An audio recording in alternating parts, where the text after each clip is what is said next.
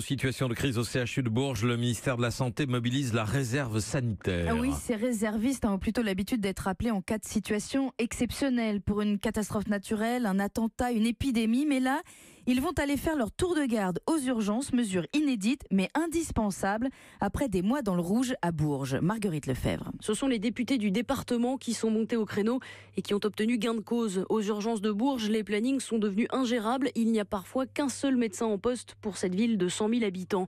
La réserve sanitaire, ce sera donc une bouffée d'oxygène, notamment pour Bertrand Moulin, qui travaille à l'Agence régionale de santé. Quand il y a encore un problème au niveau des plages de garde, à ce moment-là, on fera appel à la réserve sanitaire qui pourra nous dépêcher un médecin.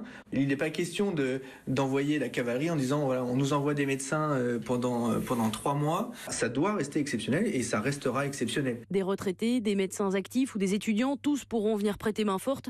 Un palliatif qui ne doit pas faire oublier le problème structurel, selon le docteur Thierry Stéphan. C'est une réserve, c'est quelque chose qu'on met pour faire face à une situation précaire. Mais la phase normale, c'est quand même qu'on fonctionne avec l'effectif complet dans nos services. Il faut absolument qu'on ait des professionnels de santé dont les postes restent pérennisés.